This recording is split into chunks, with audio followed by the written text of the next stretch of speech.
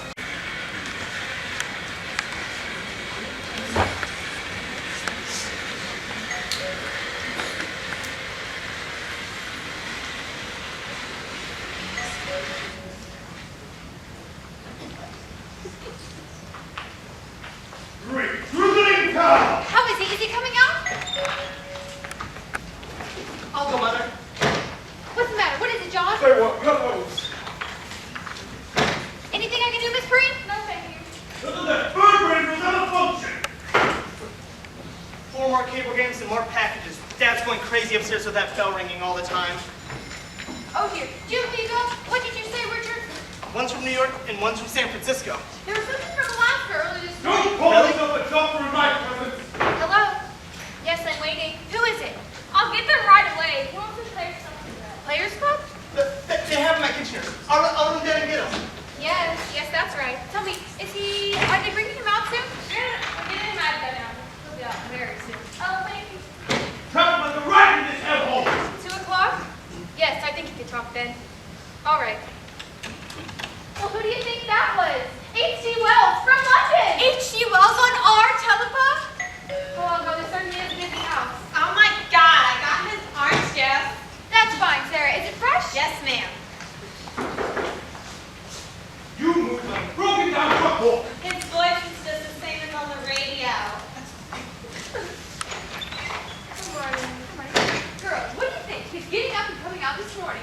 You don't mean it. Can we stay and see him? Why, of course, he'd love it. Girls, do you know what just happened? I'll be upstairs, Mother, if you want me. What? Oh, yes, Jude. Tell your father he better come down. Mr. Whiteside's coming out. Yes, Mother. After I'm a plant, do you think it's right if I give it to him? Why, I think that'd be lovely. It has some Casper jelly. Why, how nice. Here's the people on the phone just now. H.G. Wells from London. And look at those cablegrams. He's had calls and messages all over this country and Europe. The New York Times, Felix Frankfurter, Dr. Defoe, the Mount Wilson Observatory. I just can't tell what's going on. I'm simply exhausted. There's a big piece about it in a week's time. Did you see it? No, really?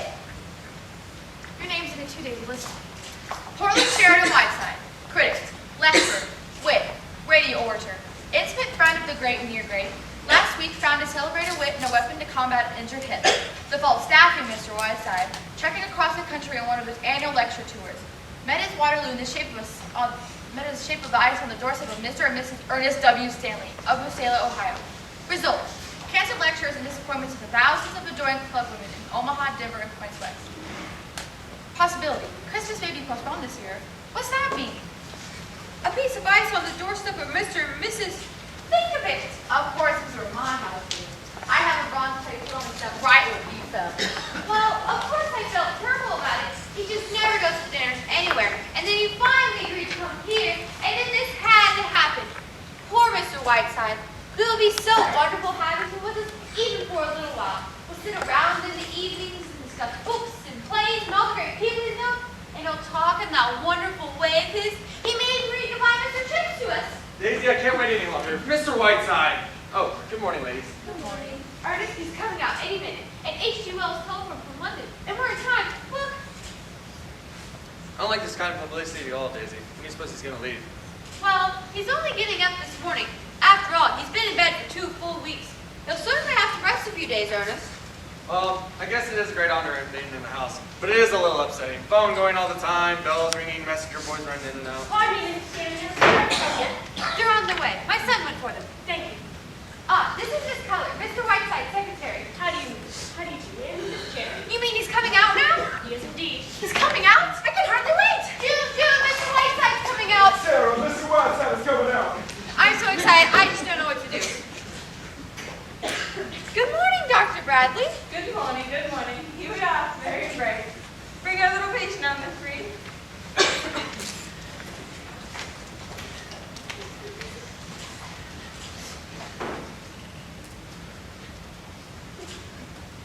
I'm a woman. Good morning, Mr. Whiteside. I'm Mrs. Ernest Stanley, remember? And this is Mr. Stanley. How do you do, Mr. Whiteside? I hope you're better. Thank you. I'm suing you for $150,000. How's that? What? No, I said I'm suing you for $150,000. You mean because you fell on our steps, Mr. Whiteside? Samuel J. Language will explain it to you in court. Little Sue Harvey standing there like a piece of death.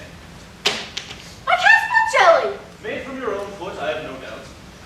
And now, Miss Stanley, I have a few small matters to take up with you. Since this corner druggist at my elbow insists that I shall be confined to this moldy mortuary for at least another 10 days, due entirely to your stupidity and negligence, I shall have to try to carry on my activities as best I can. Let's see, I shall require the exclusive use of this room as well as that drafty sewer which you call the library. I want no one to come in or out while I enter this room. What do you mean, sir? We have to go up the stairs to get to our rooms, Mr. Whiteside. But isn't there a back entrance? Why, yes. So then use that. Let's see. I shall have a great many incoming and outgoing calls, so please do not use the telephone. I shall also require a room for my secretary, Miss Cutler. There will be 5 for lunch today. Where's the cook? Mr. Whiteside, if I may interrupt for a moment. Will you take your clammy hand off my chair? You have the touch of a sex-starved cobra. And now, will you all leave quietly, or must I ask my secretary to pass among you all with a baseball bat? Well, goodbye, Daisy. We'll call you. Oh, we mustn't. Now look here, Mr. There's Whiteside. nothing to discuss, sir. Considering the damage I've suffered at your hands, I'm asking very little. Good day. I'll call you from the office later, Daisy. Not on this phone, please.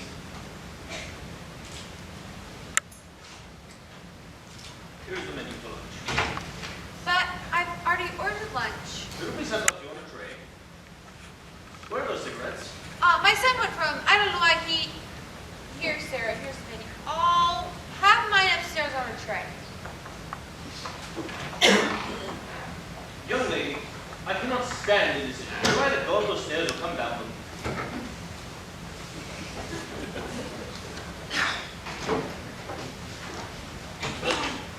Oh, hello, Mr. Whiteside. Here are the cigarettes. Sorry it took so long. I had to go to 3 different stores. You would go among them to have a baby. Is there a man in the world who suffers as I do from the gross inadequacy of the human race? What are you doing now, Miss Benman?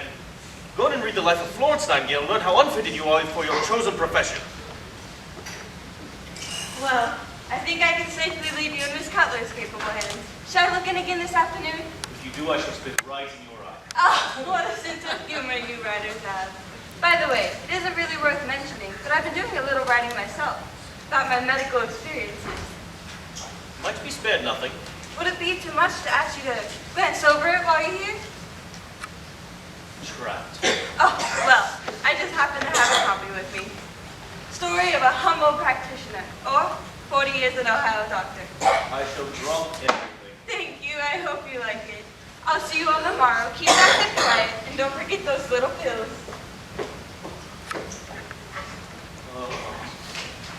Maggie, will you take 40 years to look enable or whatever it is? Well, I must say, you certainly behaved to all your accustomed grace and charm. Look here, Puss. I'm in no mood to discuss my behavior, good or bad. I had no desire to cross that cheerless threshold. I was coming and bashing into it.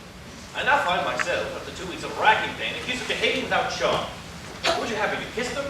Very well, Sherry. After 10 years, I should have known better than to do anything without your manners.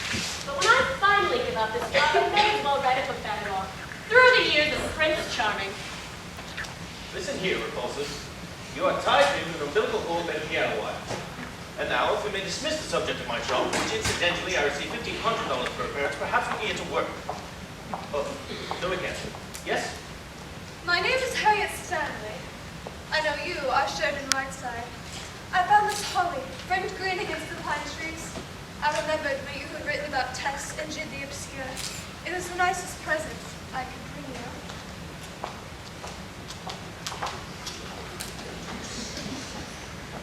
For God's sake, what was that? That was Mr. Stanley's sister, Harriet. I've talked to her a few times. She's quite strange. Strange? She's right out of the Hound of the Baskervilles. You know, I've seen that face somewhere before. Nonsense. You couldn't have, Sherry.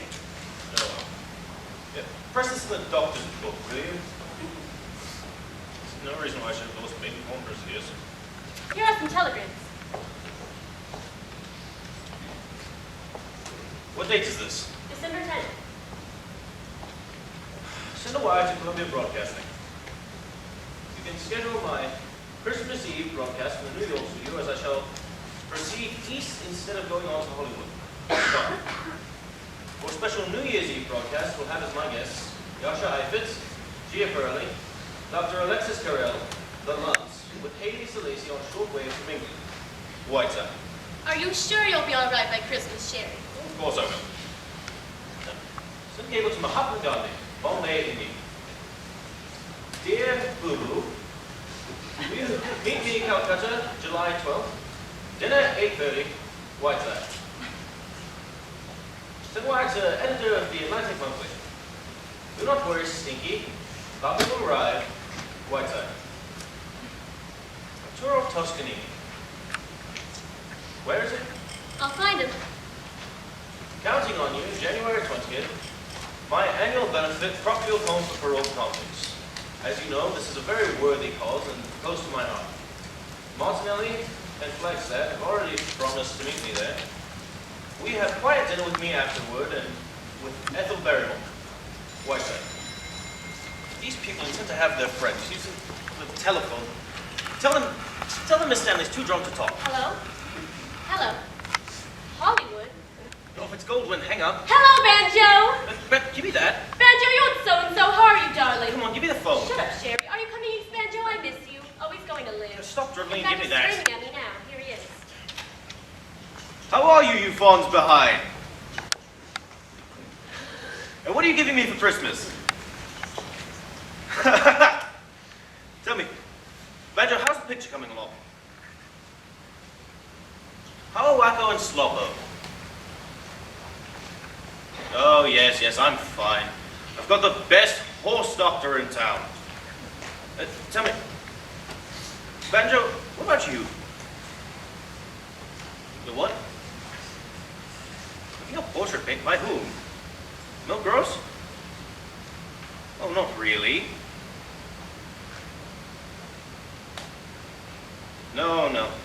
I go from here to New York for 12 days and then onward to Dartmouth for the drama festival. No, you wouldn't understand. Oh, but what about you, Banjo? Having any fun? Playing any cribbage? What?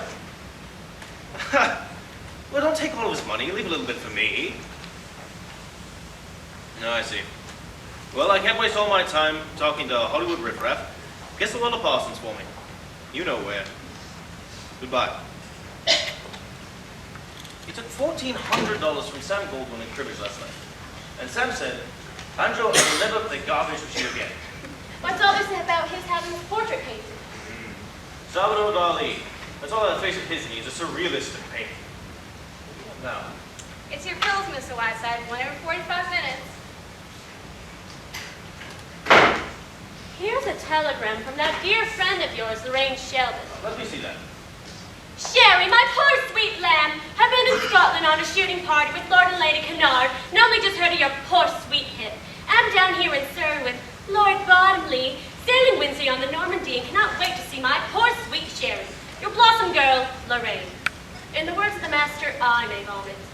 Now, it must be better just because Lorraine is more beautiful than you are. Lorraine Sheldon is very fair, except for that small but vicious circle you move in. Pure sex jealousy if I ever heard it. Come on, leave the rest of those.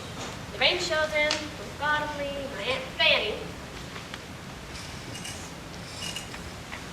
It's from Destiny's Call. Oh, England's little rubber boy. Dear baby's breath, what's this I hear about a hip fractured and some bordello brawl? Finished the play yesterday in Pago Pago, and it's superb. Myself and ukulele leave tomorrow in that order. Also, Sultan of Zanzibar wants to meet Ginger Rogers. Let's face it, Oscar Wilde.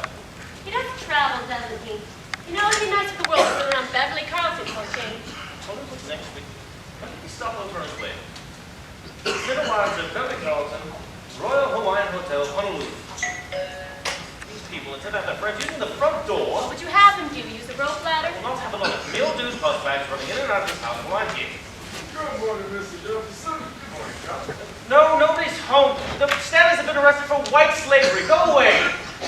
Good morning, Mr. Whiteside. I'm Jefferson of the Celia Journal. I'm sorry, Miss Whiteside's seeing no one. Really? So you please excuse us. Good day. Mr. Whiteside seems to be sitting up and taking notes. I'm afraid he's not taking notice of the Celia Journal. Do you mind? You know, I'm going to be insulted. I'd like to be met by Mr. Whiteside himself. I never did like carbon copies. Touche, if I ever heard one. And in Massalia, too. Maggie, dear. Will you please leave? How about an interview, Mr. Whiteside? I never give them. Go away. Mr. Whiteside, if I don't get an interview, I'll lose my job. Well, that would be quite all right with me. You don't mean that, Mr. Whiteside. You should be a newspaper man yourself. You know what the editors are like. Well, mine's the steps one that ever lived. You won't get around me that way. If you don't like it, get off the paper. Yes, but I happen to think it's a good paper. William Allen White could have gotten out of Emporium if he needed it. You have the effrontery. In my presence, compare yourself to William Allen White. Only in the sense that White stayed in Emporium, and I want to stay here and say what I want to say. Such as what? Well, can't put into words, Mr. Whiteside. Sound like an awful lot of hooey. But the Journal was my father's paper, and it's a kind of a sentimental paper. I'd like to carry on where he left off. Oh, so, this paper, you own it then. That's right. Then this terrifying editor, this dread journalistic apocalypse is you yourself? That's right. I see. In the future, Sharon, let me know when you don't want to talk to people. I'll let you come right in. Come on, Jefferson. Suppose you've heard that novel? No, I've written that play. Well, I don't want to read it. Did I see a box of goodies over there? Add them to me, will you? Well, the trouble is, Mr. Whiteside, that your being in town comes under the heading of news. Practically facing innocence and depression. All we gotta do is get a story. What did I become fudge? Oh, my, Mr. Whiteside, you mustn't, you can't. It's very bad for you. My great Aunt Jennifer ate a whole box of candy every day of her life. She lived to be 102, and when she'd been dead 3 days, she looked better than you do now. Anyway, you're about to say, Jefferson, you were saying? Well, I can at least report to my readers that chivalry is not yet dead. We won't discuss it. Well, now that you've won me with your pretty ways, what would you like to know? Well, how about talk on famous murders? Your authority on the subject is a fine art. Mr. Jefferson, when I talk about murder, I get paid for it. I made more money on the Snyder Gray case than the lawyers did, so I don't expect to get it out of me for nothing. Well then, what do you think of the Celia? How long are you going to be here? Where are you going? Things like that. Very well. A. Massalia is a town of irresistible charm. B. I cannot wait to get out of it. And C. I go from here to Cropfield for my annual benefit, Cropfield Home for Parole Convicts, for which I have raised over $500,000 in the last 5 years. From there I go on to New York. Tell me, Jefferson, have you ever been to Cropfield? I don't think I have. Well, I was meant to. Well, as a newspaper man, you really ought to go instead of wasting your time with me. It's only about 75 miles from here, Cropfield. Did you ever hear the story of how it started? No, I didn't. Sit down, Jefferson. Make yourself comfortable. This is one of the most endearing and touching stories of our generation. One misty St. Valentine's Eve, the year was 1901. A little old lady who'd given a name to an era. Victoria lay dying in Windsor Castle. Maud Adams had not yet caused every young heart to swell as she tripped across the stage as Peter Pan. Irving Berlin had not yet written the first note of a ragtime record to set the nation to happen. And Elias P. Cropfield was just emerging from the state penitentiary. Destitute, embittered, cruel of heart, he wandered on this misty St. Valentine's Eve to a little church. There was no godliness in his heart that night, no prayer upon his lips. In the faltering twilight, Elias P. Crockfield made his way toward the poor box. With calloused fingers, he ripped open this poignant testimony of his simple people's faith. Really, he clutched at a few pitiful coins within. But then, like a child, wavering treble broke the twilight stillness. Please, Mr. Matt, it's a little girl's voice. Won't you be my Valentine? Elias P. Crockfield turned, and there stood before him a bewitching little creature of fire. Her yellow curls cascading over her shoulders like a golden Niagara. And in her tiny, outstretched hand, she held a simple Valentine.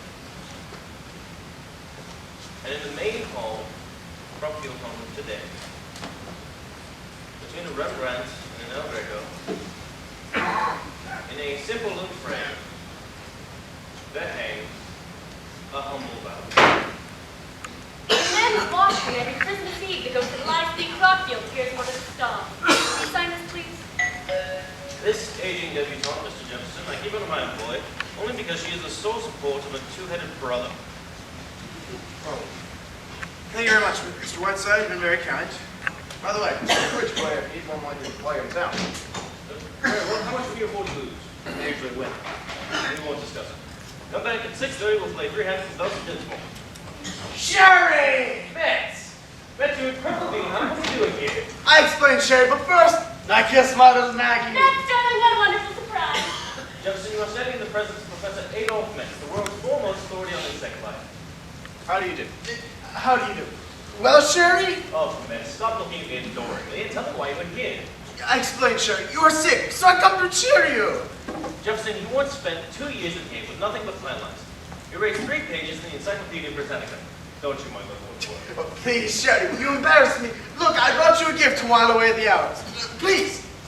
I said to my students, boys and girls, my dear friend Sheridan Whiteside is sick, so I want to give him a present. So you know what we did?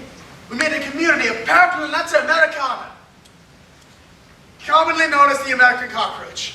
Behold, Sheridan, Roach City. Inside there are 10,000 cockroaches. 10,000? Sarah, what do you think? If all goes well, Sherry, within a week, there'll be 50,000. If all goes well, what can go wrong? They're in there, aren't they? Quiet, please. Look, there's the maternity hospital. There's where they bury the dead. They do everything human beings do. It's fascinating. Well, Please, Maggie, these are my cockroaches. sorry. With these headphones, you can listen to their mating calls. There are microphones down inside. Listen. How long has this been going on? Aha! Paraplaneta Americana. There are cockroaches in this house. I beg your pardon. Mr. Whiteside, I will not stand Then here. go upstairs. This is probably my luncheon guest. Next, you're staying for the day, of course. Certainly. Jefferson, stay for lunch. Right, sir. Maggie, tell them there'll be 2 more. Come right in, Baker. Jefferson, these are the fruits of that humble Valentine. These men, now serving the final months of their prison term, have decided to enter into the ivy-covered wall of the property. They have come to me today to learn a little of its tradition. Gentlemen, I envy you your great convention. You're Michelson, aren't you? Shop owners? Yes, sir. Oh, I recognize you. That last one, Jefferson, is Henderson, the hatchet. Always chop them up in a salad bowl, remember? Oh, yes. Lunch is ready, Mr. Whiteside. Oh, good. Let's head right in, gentlemen. We're having chicken livers, tetrazzini, and cherry jubilee for dessert. I hope every little tummy is a flutter with gastric juices. Thank you. John, close the door behind us. I don't want a lot of people crying on their betters.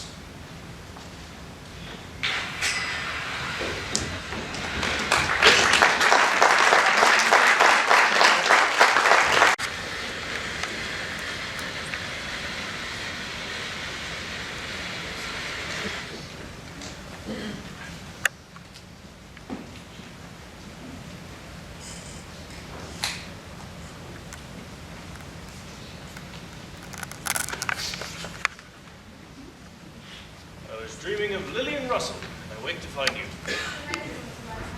What time is it? About 6:30. Where's Miss Cutler? She went out. And with who? All right, if I turn the lights on, Mr. Whiteside. Yes, that's fine, John. Go right ahead. And Sarah's made something for you. Made a special. Where is she? My souffle queen. Here I am, Mr. Whiteside. She walks in beauty like the night, and in those hands there is there's the art of Michelangelo. Let's taste the new goodie.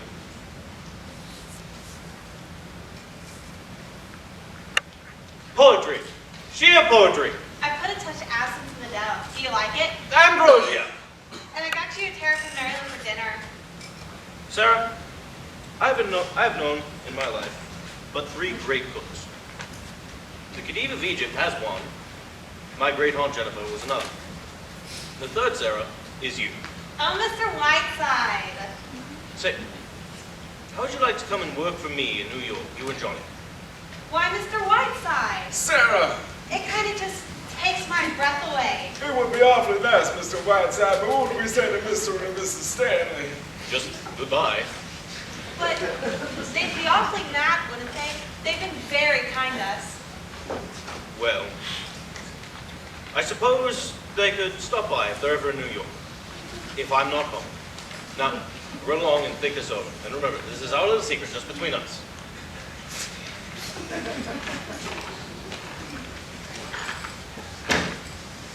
Miss Preed!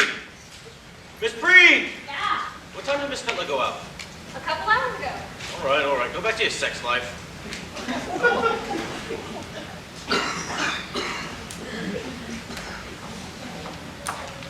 Dear Mr. Whiteside, may I show you a few mementos of the past? I feel happy that you would love them, as I do. Wait, certainly. Tell me, Miss Stanley, haven't I seen you somewhere before? Oh no, I would have remembered. It would have been one of our most cherished memories. Like these. Look, here I am with my first sweetheart, under our lovely beechwood trees. I was 8, and he was 10. I have never forgotten him. Oh, what happy times we had, what? But I tell you I'm going to. There's someone coming. I'll come back. Now, please. Be quiet, Daisy. Mr. Whiteside, I don't want to talk to you. I don't care whether you're busy or not. I'm still all that I'm going to stay. Indeed. This is the last straw. I've just received a bill from the telephone company for $784. Oklahoma City, Calcutta, Australia, Rome, New York. Mr. Whiteside, I now see that you're a very distinguished man of letters. Yes, of course we both do. Please. But in the past week, we haven't been able to call our souls our own. I have to tiptoe out of the house in the mornings.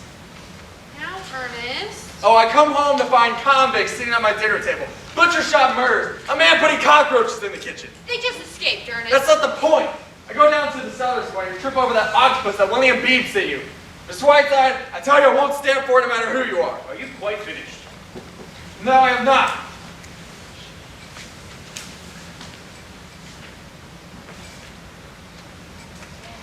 I want you to leave this house as soon as you can and check into a hotel. Stop pawing me, Daisy. That's all I have to say, Mr. Whiteside. And quite enough, I should think. May I remind you, Mrs. Stanley, that I am not a willing guest in this house. I'm informed by my doctor that I must remain quiet for at least another 10 days, at which time I shall get up and get out of here so fast that the wind will knock you over, I hope. If, however, you should insist on my leaving before then, therefore causing me to suffer a relapse, I shall sue you for every additional day that I have held inactive, which will amount, I assure you, to a tidy sum. This is outrageous, outrageous! As for the details of your petty complaints, those 22 Chinese students came here straight from the White House, where I assure you they used the bathroom too. Mr. Whiteside, my husband didn't mean... Yes, I did. I meant every word of it. There's only one point which you make, in which I see some slight justice. I do not expect you to pay for my telephone calls, and I shall see to it that restitution is made. Can you provide me with the exact amount? I certainly can. I certainly will. Very good. I will have my lawyers deducted from the $150,000 I'm suing you for. And I shall take you on a trip over that octopus which once belonged to Chauncey Depew. You mustn't get excited. Remember, Mr. Whiteside's a guest here.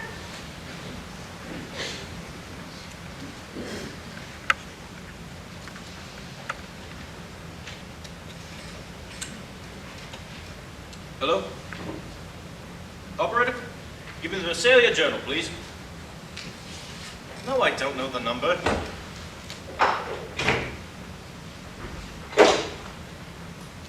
Hello, General? Tell me, is Mr. Jefferson in? He's not there. Oh, when are you expecting him back? No, no message. Come here, you two. Come here. I'm not going to fight you.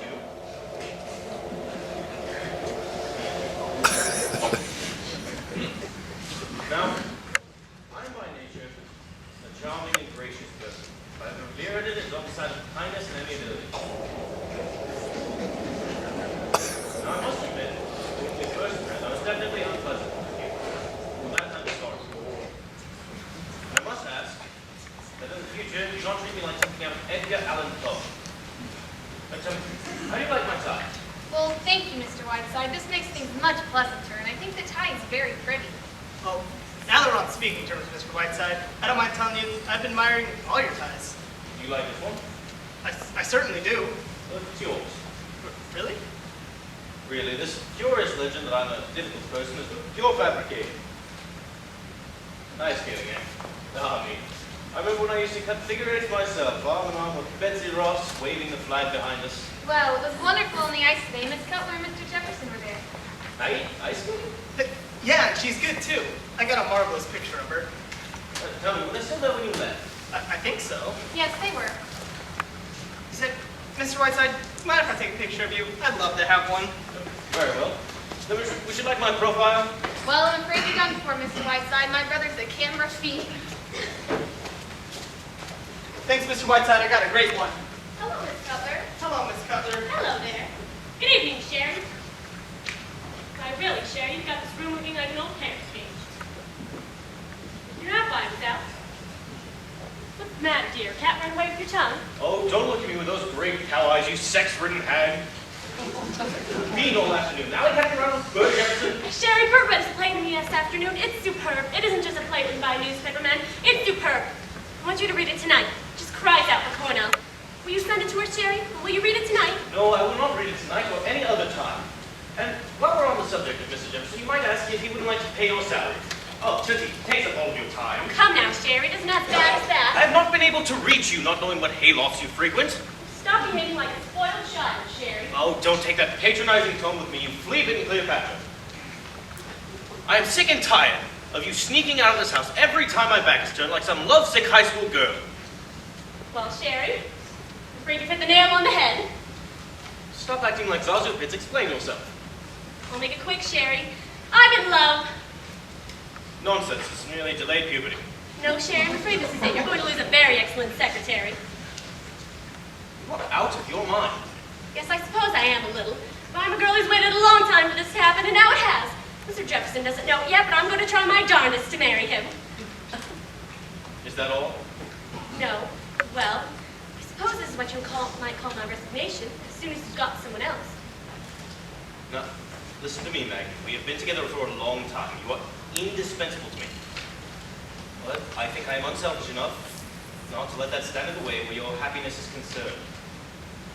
Because whether you know it or not, I have a deep affection for you. I know that, Sherry. That said, I will not stand by and allow you to make a fool of yourself. I'm not, Sherry. You are, my dear. You're behaving like a Booth Tarkington heroine. It's incredible. Can you see yourself, the wife of the editor of Mercedes Jones, having a quiet evening at home for Mr. and Mrs. Stanley, Mr. and Mrs. Nobody, and the members of the Book of the Monk Club? Sherry, I've had 10 years of the great figures of our time, and don't think I'm not grateful to you for it. I've loved every minute of it, Sherry. They've been wonderful years, gay and stimulating. I don't think anyone's had the fun we've had. But a girl can't laugh all the time, Sherry. There comes a time when she wants Bert Jefferson. You don't know Bert, Sherry. He's gentle and he's unassuming, and, well, I love him, that's all. I see. We're leaving here tomorrow. Hip or no hip, we are leaving here tomorrow. Give me a train schedule and start packing. I'll pull you out of this, Miss Stardust. I'll get the ass out of those moonlit pants. It's no good, Sherry. It's no good. I'll be back on the next streamline train. It's completely unbelievable. And I remain completely unconvinced. You are drugging yourself into the Joanne Crawford fantasy, and before you have completely anesthetized yourself, I'm going to do everything in my power to drag you out of it. Now you listen to me, Whiteside. I know you. I know what a devil you can be. I've seen you do it to other people, but don't you dare do it to me. Don't thinking that all you're thinking of is my happiness. You're thinking of yourself a little bit too, and all those months of breaking into somebody new. I've seen you in a passion when your life has been disrupted and you couldn't down Calcutta on July 12th with boo-boo. That's too bad, but there it is. I'm going to marry Bird if you'll have me, and don't you dare try any of her tricks. I'm up to every one of them, so lay off. That's my message to you, Big Lord Fauntleroy.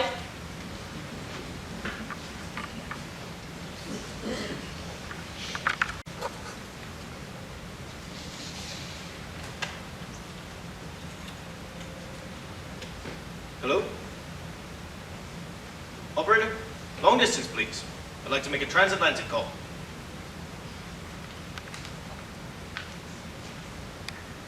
Hello? Transatlantic operator? Yes, I'd like to speak to Miss Lorraine Sheldon. This is Miss 142. Yes, Miss Lorraine Sheldon. S-H-E-L-D-O-N. She's on the Normandy. Sailed from Southampton day before yesterday. Tell me, will it be long? Right. Yes, my name is Whiteside. Good evening, Don. Good evening, Doctor. Well, good evening, Mr. Whiteside. No, go away. Now, what could be the best news I could possibly bring you? You have hydrophobia? No, Mr. Whiteside, you're a well man. You can get up and walk. You could leave here tomorrow. What do you mean? Well, I looked at those x-rays again this afternoon, and you know what? I was looking at the wrong x-rays. Looking at old Miss Mofat's x-rays. You are perfectly, absolutely well. Keep your voice down, will you? Why, what is it? Aren't you pleased? Delighted, naturally. Very unexpected bit of news, however. It was a very curious moment. Now, Dr. Bradley, I have a bit of news for you, too. I've been reading your book, 40 Years, what is it? An Ohio doctor, yes.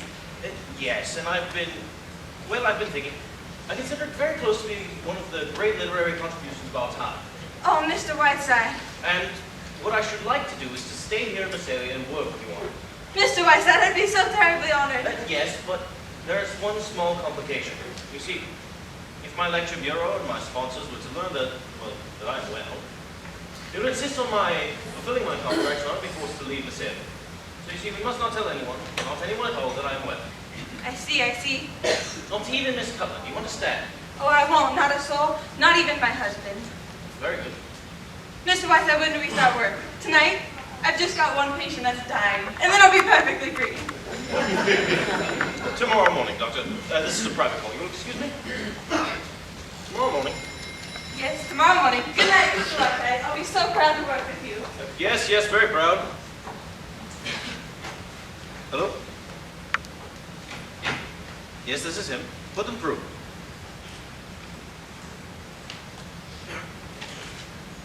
Hello? Blossom girl. Tell me, when you arrive in New York? Tuesday? Yes, that's fine, Lorraine. Tell me, Lorraine? Yes. No, yes, I'm still out here. Lorraine, listen. I found a wonderful play with an enchanting part in it for you. Cornell would give her eye teeth to play, but I think I can get it for you. Now, wait, listen.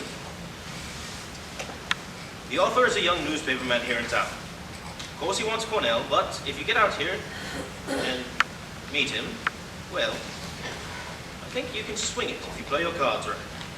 Isn't that exciting? Oh, no, he's young and very attractive, and just your dish, my dear. It just takes a little bit of doing, and you're the girl that can do it. No, don't thank me. It's perfectly all right. Yeah, and listen, don't send me any messages. Just get out here, get on a train, and arrive. Yes. Goodbye, my pet. I'll see you soon. Hello, Miss Breen. My God, you're looking radiant this evening.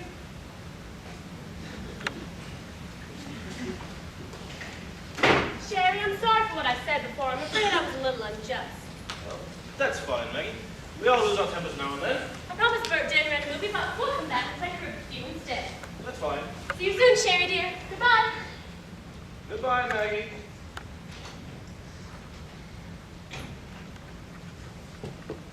Times to sail wabbit in the sunshine.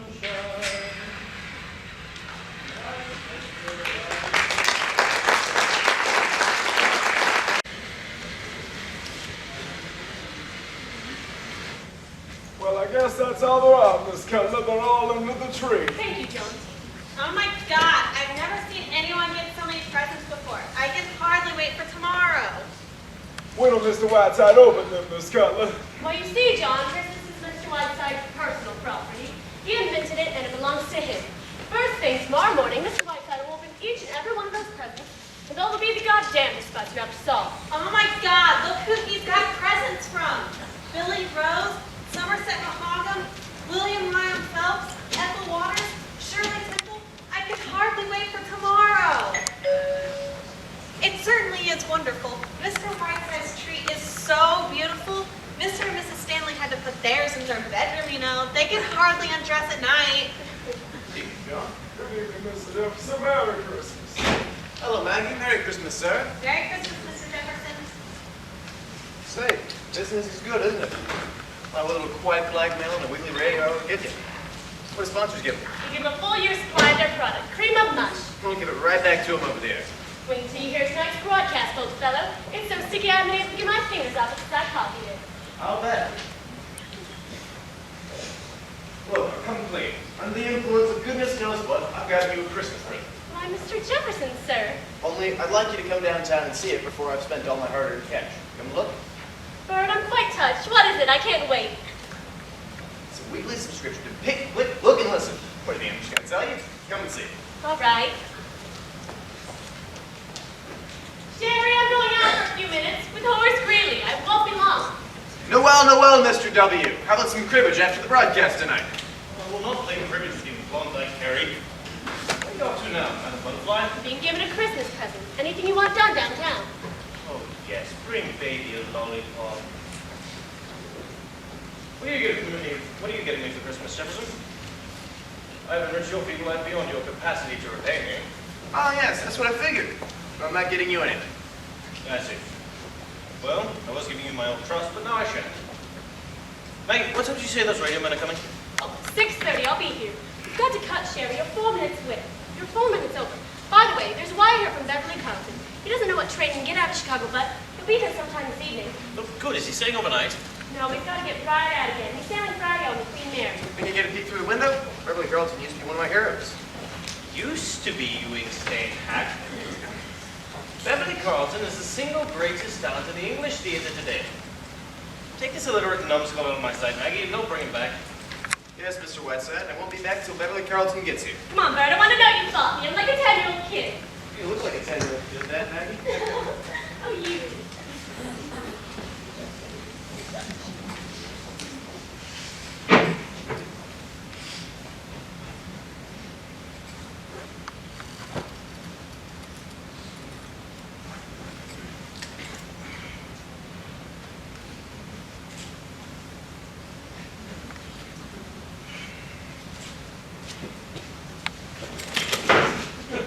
What do you want coming into a room without knocking like that? But I wasn't coming in, I was coming out. Miss Preen, you're obviously in this room. Is that not true? Yeah, it is, but... Well, therefore you came in. Hereafter, please knock. There's something present here with the great Mr. Whiteside and told to come around to the front. Thank you. Those scraping the walls. Why, it's some kind of animals. I'll say it's animals. We had to feed them at 7 o'clock this morning. Who's it from, John? Admiral Richard E. Byrd, say. Is it right here? What? Penguins. 2, 3, 4 penguins. Hello. Directions for feeding are right on top. 2 of those flats are loose. To be fed only whale blubber, eels, and cracked lobster. They had Coca-Cola this morning. And like it. Hello. Hello. Hello. You know, they make the most entrancing companions, John. Well, these brought right in the library with me. Take them right in. Yes, sir. Better tell Sarah to order up a couple of dozen lobsters. Yes, sir. I don't suppose there's any whale blubber in this town. Good evening. Oh, yes there is. The door is open. Oh, Merry Christmas. Merry Christmas, Doctor. Merry Christmas. Tell me, would you happen to know if eels are in season, Doctor? How's that? Never mind, I was a fool to ask you. Mr. Whiteside. I'm sorry you have to come in now, Doctor. I'm busy. I have to do my yogi exercises. But Mr. Whiteside, it's been a week now. My book, you know. When are we going to start on my book? I thought today, maybe. Oh, good evening, Miss Green. Doctor,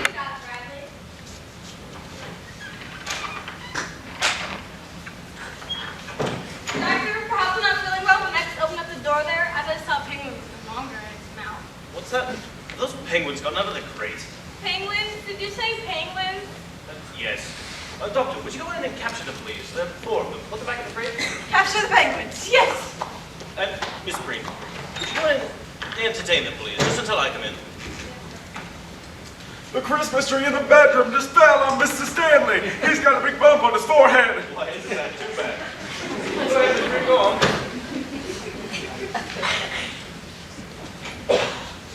Oh, hello, Mr. Whiteside. Well, hello, Dicky, my boy. Mr. Whiteside, will you have some time later? Oh, no, wait a while. Oh, wait a while. Dr. Bradley is the single greatest argument for mercy killings. Well, Richard, would you like a candid camera shot of my left nostril this evening? Oh, well, I'm all stocked up on those. Say, you got a minute to take a look at some of the new ones I've taken? Why, I certainly have. Why, you said good, Richard. It's real artistry and as good as anything by Margaret Bolt White. Say, I didn't know they were as good as that. I just like to take pictures, that's all. Richard, this is the essence of photographic journalism. Richard, I've been meaning to talk to you about this. You're not just a boy fooling with a camera anymore. Those are good. This is what you ought to do. You ought to just get out there and do some of the things you were telling me about. Get on a boat and make your way down Galveston, Mexico, Singapore. Make your way through and take pictures. Millions of pictures. No, wonderful pictures, terrible pictures, everything. Say, wouldn't I like to, though? It's what I've been dreaming of for years. If I could do that, I'd be the happiest guy in the world. Well, why can't you do it? If I were your age, I'd do it like a shot. Well, you know why? Dad. Richard, is this really what you want to do, more than anything else in the world? I certainly do. Well, then do it. Hello, Dick. Good afternoon, Mr. Whiteside. Hello. So, I'm afraid it's up to you, Richard. Well, I guess it is, Mr. Whiteside. Thank you. You've been swell, and I'll never forget it. Righto, Richard. Say, Jude, are you coming upstairs? In a few minutes, Richard. Well, knock on my door, will you? I want to talk to you. Yes, I will. Mr. Whiteside?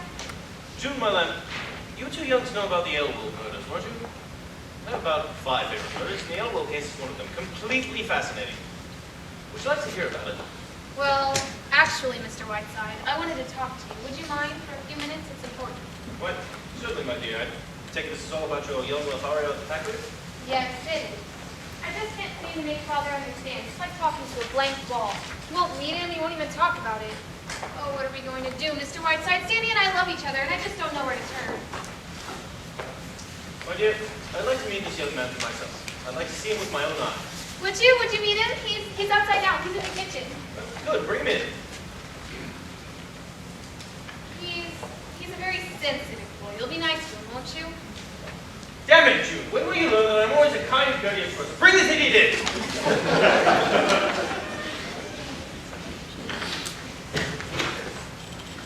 This is Sandy. How do you do, sir? How do you do? My boy, I've been hearing a great deal about you from June this past week, and it seems that I have been correctly informed that you two babes in the woods have gone quietly out of your minds. There's another name for it. It's called love. I see. Well, you've come to the right place. Dr. Sheridan Whiteside. Broken hearts mended, brakes relined, and moves. Go right ahead. Well, if Judas told you anything at all, Mr. Whiteside, you know the jam branch. You see, I work for the labor union. I'm an organizer. I've been organizing the men in Mr. Stanley's factory, and Mr. Stanley's pretty sore about it. I'll bet. Did June tell you that? Yes, you did. Well, That being the case, Mr. Whiteside, I don't think I have the right to try to influence her. If she marries me, it means a definite break with her family, and I don't like to bring that about. But the trouble is, Mr. Stanley is so stubborn, so arbitrary, you know, it's not something I've done just to spite him. We fell in love with each other. But Mr. Stanley behaves as though it was all a big plot. John L. Lewis sent me here just to marry his daughter. Yeah, he's tried to fire Sandy twice out of the factory, but he couldn't on account of the wagon. Thank God. Yeah, he thinks I wrote that too. If he'd only let me talk to him, if he'd let Sandy talk to him. We've been over that, June. Anyways, this morning I got word I'm needed in Chicago. I may have to go on to Frisco from there. So you see the jammer in? Sandy's leaving tonight, Mr. Whiteside. He'll probably be gone a year. We've simply got to decide now. My dear, this is absurdly simple. Now, to my jaundiced eye... Oh, will you excuse me?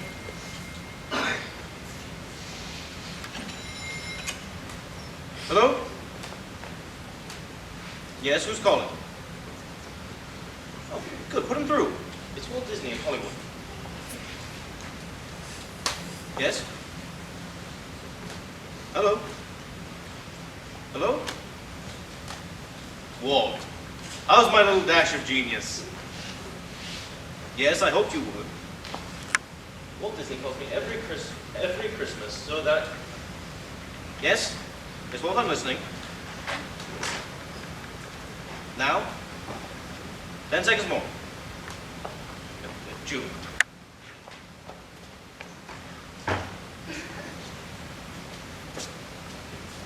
Yes, I hear it. It sounds just like static. Thank you, old man. How did you know I was here? I see. Well, goodbye. And a very Merry Christmas to you. Oh, don't worry about Fantasia. It wasn't your fault. Beethoven hasn't written a hit in years. No. Merry Christmas. Goodbye.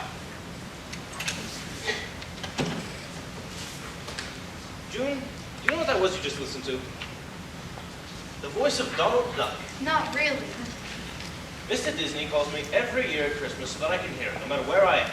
2 years ago, I was at the bottom of the ocean in a diving suit with William B. But he got me. No? What was that? Oh, yes. June, I like your young man. I have an unerring instinct about people. I've never been wrong. That's why I wanted to meet him. And my feeling is that you two would be very happy together. Whatever his opinions are, whatever his views, he's entitled to them.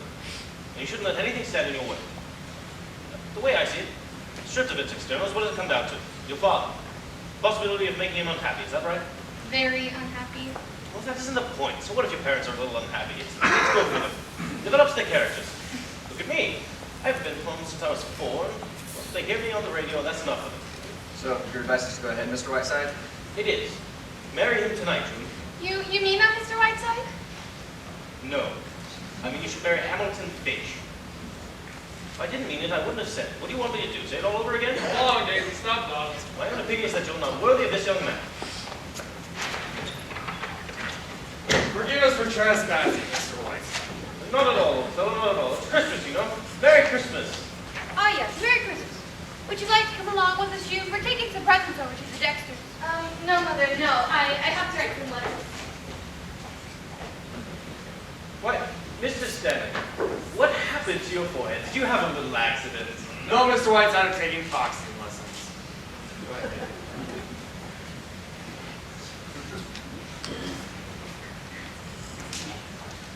Dear Mr. Whiteside, I've been trying all day to see you, to give you this.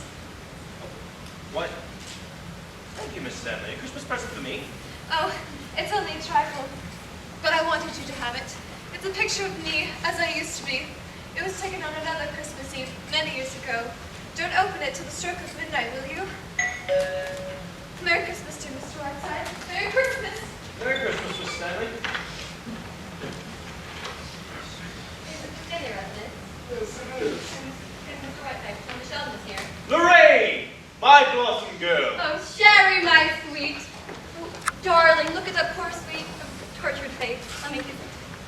You poor darling, how drawn you are. Sherry, my sweet, I want to cry. All right, all right. You made a very nice entrance, dear. Now relax. But darling, I've been so worried. Now, sitting in that chair, So this chair fits my fanny as nothing else ever has.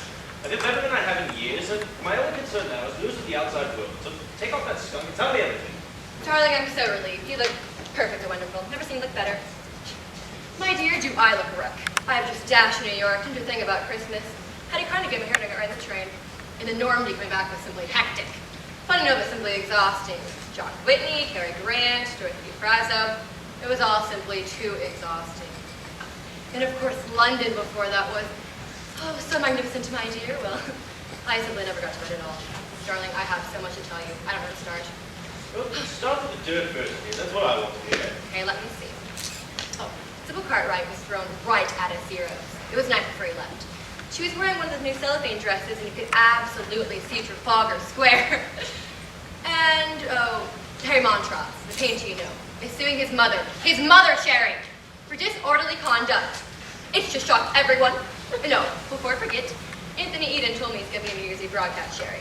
And Beatrice will leave you a message for you. She says for you to take off 25 pounds right away and send it by parcel post. She needs them. I'll pack them in ice. But now, come on. Tell me about you, darling. About your love life. If you'll excuse the expression, I don't believe for one moment that you never got to bed at all. Sherry, dear, you're dreadful. What about that splendid bit of English about Lord Bottomley? I haven't talked to him yet. Sherry, please. Cedric is a very dear friend of mine. Now, Blossom, this is Sherry. Don't try to pull the bedclothes over my eyes. Don't try to tell me you wouldn't love to be Lady Bottomley with £100,000 a year, 12 castles. By the way, I see this teeth fixed yet. Every time I order Roquefort cheese, I think of those teeth. Sherry! Cedric may not be brilliant, but he's a rather sweet poor lamb, and he's very fond of me. And he does represent a kind of English way of living that I like. 3 for the season, that shooting box in Scotland, that lovely little castle in Wales. You're there, Sherry, you know what I mean. I do indeed. Well, really, Sherry, why not? If I can marry Cedric, I don't know why I shouldn't. Sherry, shall I tell you something? I think from something he said just before I sailed that he's finally coming around to it. It was indefinite, mind you, but don't be surprised if I am Lady Bottomley for very long. Lady Bottomley. Won't Kansas City be surprised? But I shall be a flower girl, and I shall give the groom and I a toothpick as a wedding present.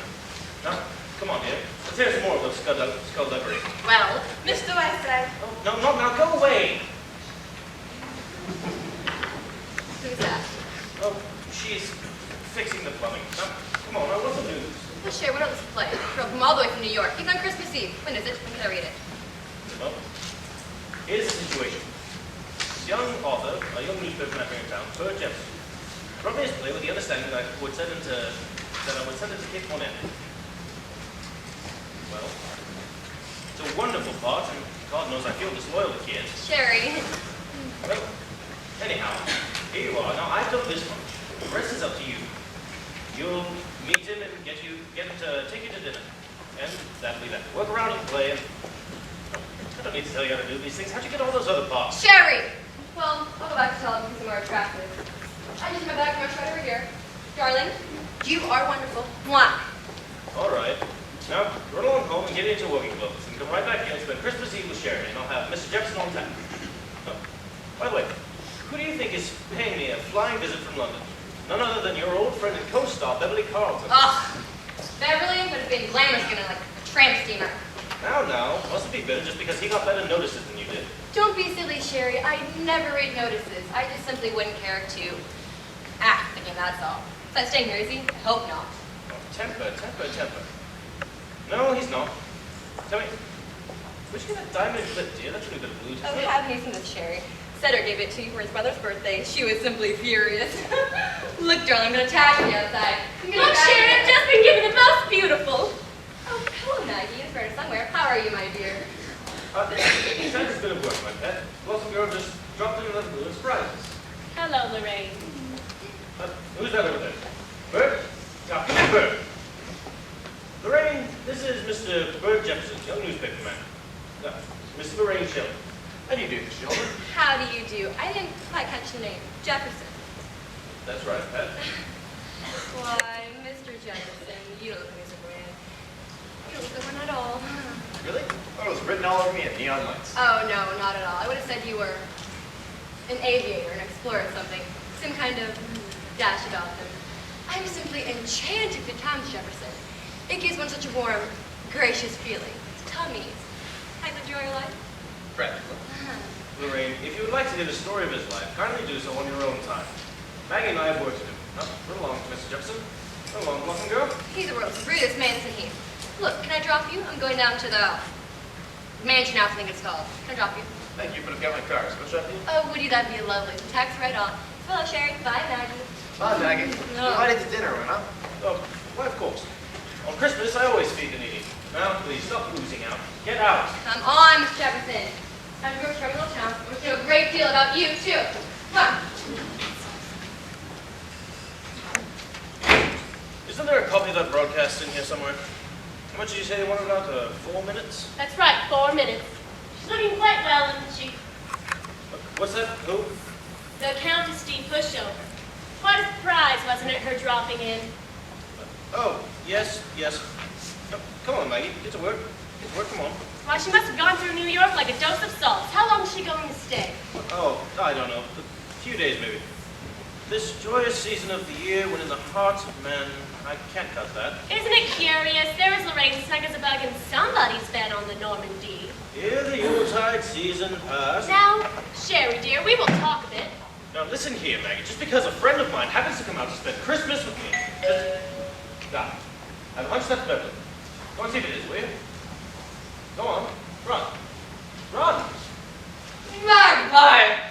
Oh, a large, moist, incestuous kiss for my magpie. I'll come in here, you Piccadilly pin pusher, and gaze upon a soul in agony. Don't tell me how you are, Sherry dear. I want none of the tiresome details. I have only a little time, so the conversation will be entirely about me, and I shall love it. Shall I tell you how I glittered through the South Seas like a silver scimitar? Or would you rather hear how I frolicked through Zambasia, kidnapping the Major General's daughter and finishing a 3-act play at the same time? Ah, Magpie, you are the moonflower of my mutilate, and I love you very much. Say something tender to me. Beverly, darling. That's my girl. Now then, Sherry dear, without going into mountainous waves of self-pity, how are you? I'm fine, you presumptuous colony. Now, come on. How was it? Wonderful? Oh, fabulous. I did a fantastic amount of work. By the way, did I glimpse that little boudoir butterfly in a Shelton in the motor car as I came up the driveway? You did indeed. She's paying us a Christmas visit. Oh, dear girl. They do say she set fire to her mother, but I don't believe it. Sherry, my evil one, not only have I written the finest comedy since Moliere, but also the best review since, well, since my last one. And an operetta that frightens me, it's so good. I shall play it for 8 weeks in London and 6 in New York. That's all. No matinees. And then I'm off to the Grecian Islands. Magpie, why don't you come along? Why don't you desert this cannonball of fluff and come with me? Beverly, dear, be careful. You're catching me at a good moment. No, Beverly, tell me, how was Hollywood? How long were we there? 3 unbelievable days. I saw everyone from Adrian to Zanuck. They came poor dears as to a shrine. I was insufferably charming and ruthlessly firm in refusing $7 million for 2 minutes' work. Tell me, did you see my dear Banjo in Hollywood? I did. He gave a dinner for me. I arrived in, these white tie and tails to be met at the door by 2 bewigged butlers. They quietly proceeded to take off my trousers, and I was then ushered in my linen silk drawers to a room full of Norma Shear, Claude Colbert, Aldous Huxley, oh, and among others, dear, sweet, incomparable Banjo. I'll never forget that summer at Antibes when he put a microphone in Lorraine's mattress and played the record the next day at lunch. Ah, yes, I remember it indeed. Lorraine left Antibes by the next boat. I wish Banjo were here now. Why, what's the matter, Magpie? Is Lorraine being her own sweet, sick-making self? You wouldn't take her to the Grecian Islands with you, would you, Beverly? Just for me. Now, Lorraine is a charming person who has gallantly given up her own Christmas to spend it with me. Oh, I knew I had a bit of dirt for all of us to nibble on. Mr. Whiteside.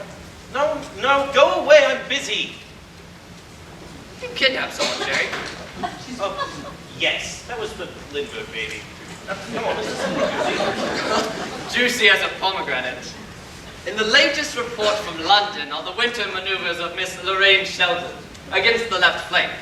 In fact, all flanks of Lord Cedric Bottomley. Listen. Lorraine has left us in a cloud of Chanel No. 5.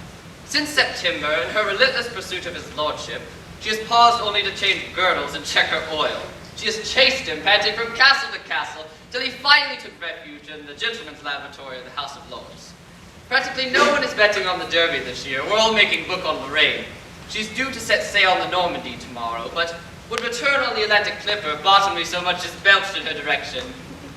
Oh, Magpie, have you ever met Lord Bottomley? No, I haven't. Not very good shooting. The blasted only 6 partridges, 4 goose and the Duke of Sutherland. My God, that's Bottomley to his very bottom. Living to make in the house to die. Oh, Basil spoke for 3 hours and dropped dead at the end of it. You're making up, Beverly. No one sounds like that. My God, it's so good it's uncanny. Tell me, why must you rush right out of here? I never see enough of you, you ungrateful muppet. Sherry, my darling, I can only tell you that my love for you is so great that I changed trains in Chicago to spend 10 minutes with you and to wish you a Merry Christmas. Merry Christmas, my lad. My little magpie. Beverly. And now I have this time for one magnificent number to give you a taste of how wonderful the whole thing is. Damn, get rid of them, Maggie. Hello? Oh, hello, Bert. Oh, well, just a minute. Beverly, would you talk to a newspaper man for just 2 minutes? I kind of promised him. I won't have time, Magpie, unless he's under the piano. Oh, just a minute, Bert. Would you see him at the station just for a minute before the train goes? Bert, wait at the station. He'll be there in a few minutes. Bye. Come on, Beverly. Let's have the second-rate masterpiece. The stalls are impatient. It's called Have Yourself a Merry Little Christmas. Have yourself a merry little Christmas. Oh, do you play? Yes. Oh. Well, take it from the top. Have yourself a merry little Christmas. Let your heart be light. From now on, our troubles will be out of sight. Have yourself a merry little Christmas. The Yuletide gay. From now on, our troubles will be miles away. Here we are as in olden days, happy golden days of yore. Faithful friends who are dear to us, gather near to us once more. Through the years we all will live together, if the fates allow. Hang a shining star upon the highest bough and have yourself a merry little Christmas now.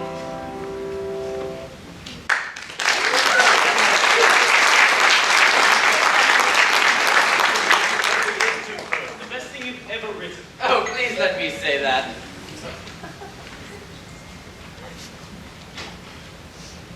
Come in, Westcott. The airways. Well, I shan't have to hear it. Thank God I'll be on a train. Let's go. Will you go in that room? John, will you show them where to plug in? Come on, Whiteside. Say goodbye. Beverly, Maggie, what the hell are you doing? I want to talk to Beverly. You can kiss Beverly in London on July 12th. I don't know, be worse like a baby that has to have a diaper to change. Au revoir, Sherry. Merry Christmas. Magpie, come get a kiss. Beverly, I want 1 minute. I must have it. We'll make the train station a minute and a half from here. Why, what's the matter, Magpie? Get out! Just waiting in the kitchen. Excuse me. Who is that woman? Never mind. Beverly, I'm in great trouble.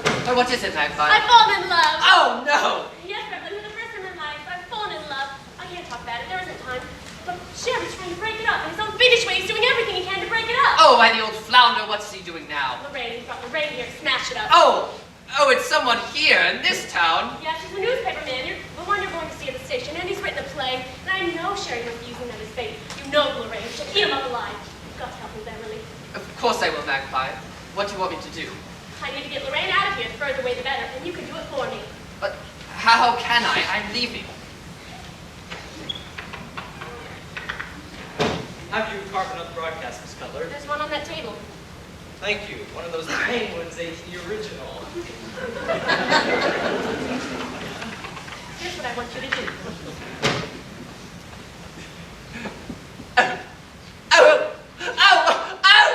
Yes, I love it! I absolutely love it!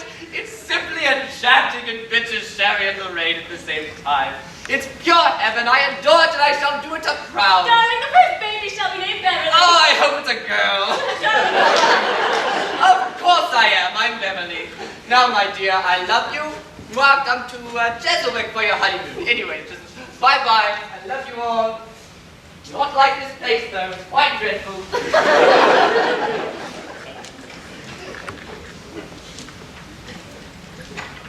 Shall I straight down the roof on the broadcast, Miss Cutler? No, John, it isn't television, thank God. They only hear the liquid voice. You're really wonderful, isn't he, Mr. Whiteside? The things he finds time to do. Yes, he certainly is wonderful, John. Certainly sticks his nose into everything. Are the boys out there, Miss Cutler? Yes, they are, Mr. Westcott. Thank you.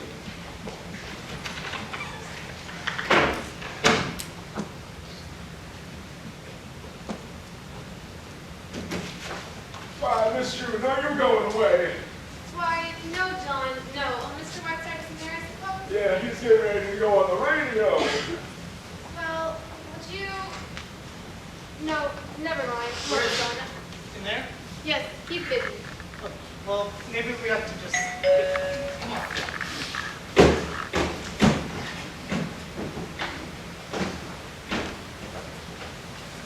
Thank you, John. You're welcome, Miss Cutler.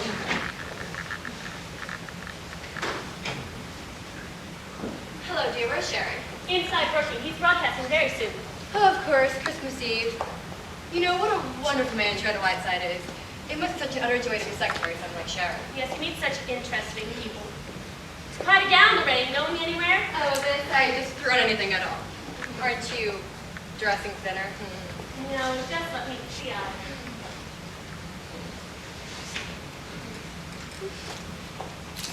Who does your hair, Maggie? A little French woman named Maggie Cutler comes in every morning. You know, every time I see you, I keep thinking your hair could be so lovely. I've always wanted to get my hands on it. So I want to get mine and yours, Lorraine. What, dear?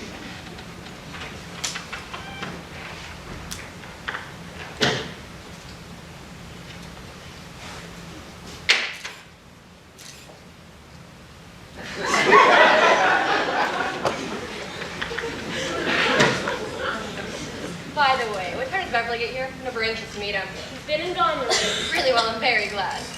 Of course, you're great friends, aren't you? You and Beverly. Yes, we are. I think he's a wonderful person. Oh, I guess I suppose he is. But really, when I finished acting, he was a perfect wreck. All during a cheated love scene, the critics thought was so magnificent, he kept dropping peanut shells down my dress. I wouldn't act with him again if I were starving or something. Tell me, Lorraine, have you found a new play yet? No, I haven't. This pile of manuscripts waiting for me in New York for the rest right here to Sherry. Yes, it was wonderful of you, Lorraine. Drop everything that way and rush to Sherry's wheelchair. Well, really, after all, Maggie dear, what else has one in this world but friends? That's what I always say. Everything okay? Yes, thank you.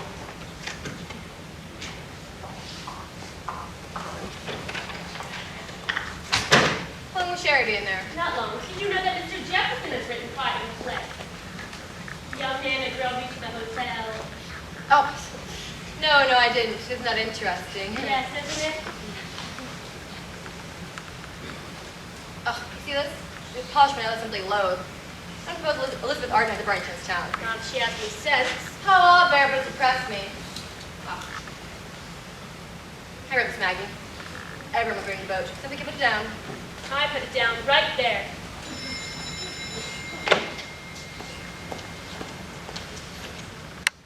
Hello? Miss Lorraine Sheldon? Yes, she's here. There's a transatlantic call coming in through for you, Lorraine. Transatlantic? Here? By what in the world? It's London. Oh, London! Hello? Hello? Cedric! Cedric, is that you? Oh, why, Cedric, you darling. How did you know that I was here? What?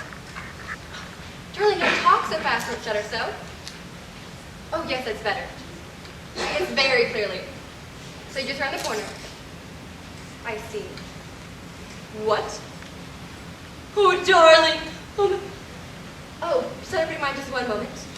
Maggie, would you mind if Lord Botley a very personal call? Would you mind? Oh, not at all. Yes, my darling, now tell me. What? Cedric, don't stutter so, don't be nervous. Oh my God. Oh, my darling, yes. Oh, yes, you know how I've waited for this every night. Oh, yes. Oh. What? Cedric! Yes, and I love you, my darling. I will. You be the happiest girl in the world. Oh, yes, my darling. Oh, yes. Oh, I love you. Goodbye. Oh. Sherry, you here? Someone just called. He's asking me to marry him. Oh, my God. What? Sherry, think of it at last. I've got to get a plane right out of here. May I come in? Oh, Maggie, you never get a plane out of here. It's in the gods next boat to London. What is this, right? I mean, what's happened? Maggie, the most wonderful thing in the world has happened. Lord Botley asked me to marry him. Oh, Maggie. Really? Well, what do you know? I am so excited I can hardly think. Maggie, let's get right out of here. I'd be delighted to, Lorraine. Oh, thank you. Let's take this right away. Yes, the timetable right here. And don't worry, because if there's no train, I'll drive to Cleveland and you can catch the next flight from there. Darling, you're wonderful. Sheriff's mad at me. He said a word to me. And he congratulated me. Let me understand this, Lorraine. Am I to gather from all your girlish squealing that you are about to toss your entire career into the ash can? Sherry, don't be silly. I never played this season, but the other season, Sherry. I see. So everything in the ash can with it then? Sherry, no. You didn't expect me to. Don't explain, Lorraine. I understand only too well. I also understand why Cornell remains the first actress of our theater. Oh, this is wonderful, Lorraine. There's a train at Cleveland at 10:03. Oh, it all works out wonderfully, doesn't it, Sherry? Peachy. Oh, Maggie, what's the motel I'm staying at? Sailing at 3:02. All right. See at 3:02, please. Let's see, leave Friday, 5-big boat. Maybe I'll be in London Wednesday night. Hello. Oh, this is Lorraine Sheldon. Oh, This is look, my it's maid, starting please. to snow. Oh, I never felt more like Christmas in my life, Sherry. Don't you, Sherry? Shut your nasty little face! Cassette? Okay, listen carefully, Cassette. If tonight my planes in time to Queen Mary, to pack immediately to Pulse about an hour. Okay, and then can you do these cablegrams for me? Got a pencil? Okay, yes. Okay, this first one goes to Lord Lady Kennard, my darling, from Friday Queen Mary. Instead of that being married immediately on arrival. What a first to know. Lovely ring. Now send. Oh, what? Oh, thank you, Cassette. Thank you very much. And this one to Hattie Carnegie, New York. Please bring in the Netherlands, new tomorrow's picture of Brother Guide to herself, Lorraine Sheldon. What? Oh, yes. This one goes to, what was it? Major Pierre Cortez, London. We hold in reserve for the Pearl of Spring picked out in October. Cable me Queen Mary. Got that, Cassette? Yes, that's perfect. Thank you. Rush with you. Tell us in about an hour, okay? Okay? Oh, thank you. Goodbye. Oh, thank goodness for Cassette. I'd die without her. She's the most wonderful maid in the world. Well, Maggie, I could have thought about an hour ago going to London. What? An hour ago? Well, I certainly wouldn't have thought it an hour ago. Good God, will this female drooling never stop? I have a violent headache. Oh, no, Sherry. Is there anything I can get you? Sherry, what's the matter with you? I mean, could I... Please, what's the matter with you? Hello, everyone. Say, you know, snowing outside with a real old-fashioned Christmas. Why don't you telephone your scoop to the New York Times? Sir, Miss Sheldon has a plane catch from Cleveland. Would you rather over, you and I? Why, certainly. Sorry to go, Miss Sheldon. Not bad news, I hope. On the contrary, very good news. It is wonderful news, Bert. Yeah, this calls for a drink, I think. You're not being a very good host, Sherry. How about a bottle of champagne? Oh, I can do better than that. Let me mix you up a Jefferson special, okay, Mr. Whiteside? Yes. Mix anything. Only stop driveling. Anybody admire my Christmas present yet, Maggie? Oh, dear, I forgot. Look, everyone, from Mr. Jefferson to me. Oh, let me see it. Oh, it's charming. Oh, it's inscribed to Maggie, long may she wait, Bert. Oh, it's a lovely Christmas present. Sherry, look at it. Isn't it sweet? Ducky. Yeah. I told you it was beautiful, Bert. See? Well, it shows you what you get when you save your coupons. What's going on between you two? Maggie, you're hiding something from us. Good God, will this drivel never stop? My head is bursting. Ah! Jefferson special will cure anything. By the way, we had a 2-minute interview with Beverly Carlton at the station earlier. Right, Mr. Whiteside, he's quite something. Bert, go make those drinks, will you? On the fire. I was looking to get 2 minutes. He's in a telephone booth most of the time. Bert, mix those drinks, will you? Okay. Couldn't hear what he's saying, but the face he was making was like a scene from one of his plays. Bert, for goodness sake! Just a minute, Mr. Jefferson. Beverly Carlton was in a telephone booth at the station. Certainly was. Never thought he'd come out. Kept talking, making darn his face for about 5 minutes. Bert, I have a feeling I shall love the Jefferson special. Makes me a double one, will you? My headache is gone with the wind. All right. Michael Vance is now at work. Hello? Operator, tell me, have there been any calls over this phone from England within the past half hour? Yes, I'll wait. Sherry, what is all this? Sorry, what's that? There have been no calls over this telephone from England within the past 3 days. Thank you, operator. There you go. Now, would you repeat that, please? Thank you, my dear. And Merry Christmas. Sherry, what is all this? What are you doing? My dear, you have just played the greatest love scene of your career with your old friend Beverly Carlton. Why, that's not true. I was talking to Cedric. What do you mean, Sherry? All I can tell you is that Beverly was indulging in one of his famous bits of mimicry. You've seen him do Lord Bottomley before, haven't you? Well, yes, I have. Everyone has. That's the most dreadful. Oh my god, those cables! Give me the hotel. Whatever it's called, the hotel. Came off last night by the skunk, the loud little run. Hello, Mansion House. Connect with me. What? Who the hell do you think it is? Lorraine Sheldon, of course. God, those cables. Like cassette. Cassette. Okay. Hi, cassette. Did you see those cables?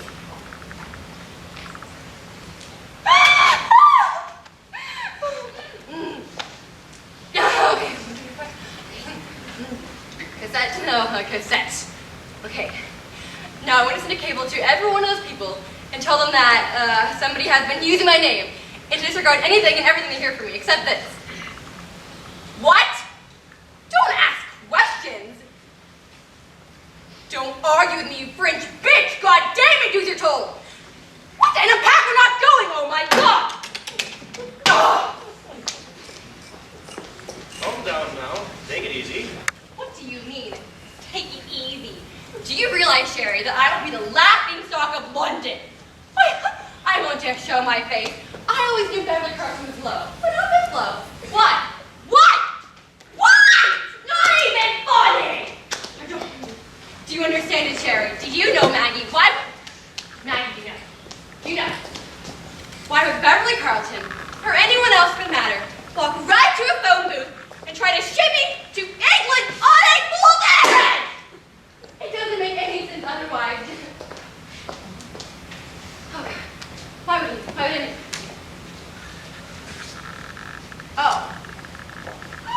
Oh, of course that's it. Now, that's a very charming person. And to think that I nearly, wild horse is gonna be under now. And if I were Maggie, I would hang on to this charming little bracelet. It was never been bought.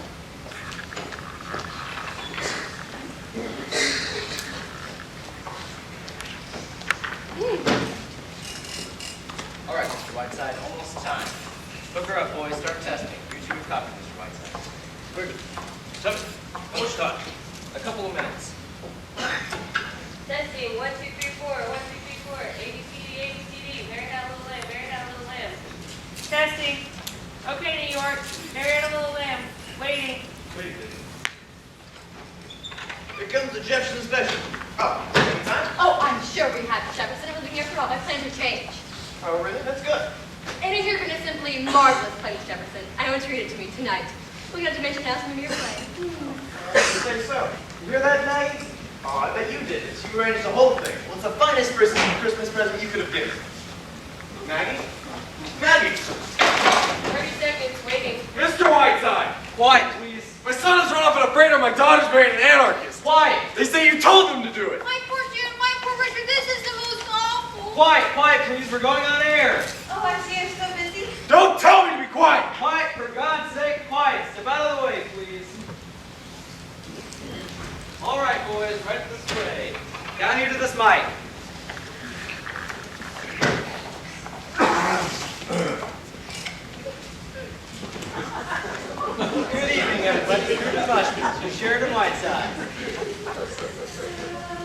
is Whiteside speaking. On this eve of eves, when my own heart is overflowing with joy and kindness, I find it only fitting to tell once again the story of that still and lustrous night. Nigh unto 2,000 years ago.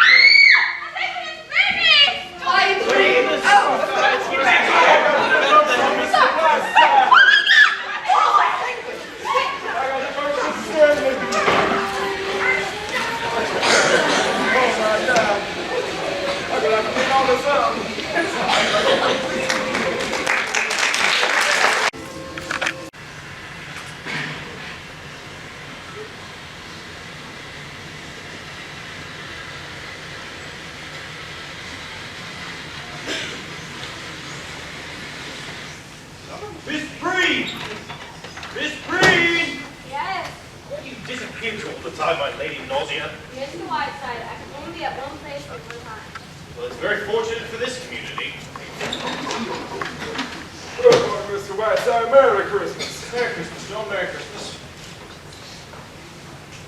Are you ready for your breakfast, Mr. Whiteside? No, John, I don't think I want this breakfast. Tell me, has Miss got up and down from your room yet? No, sir, not yet. Look.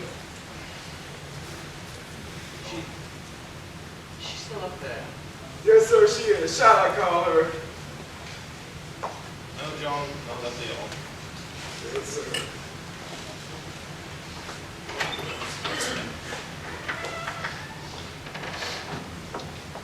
I'm taking the 1 o'clock train, Sherry. I'm leaving. We're doing nothing of the kind. Here are your keys, your driving license. The key to the safe deposit vault is in the apartment in New York. I'll go in here now and clear things up. Now, just a moment, Miss Siddons.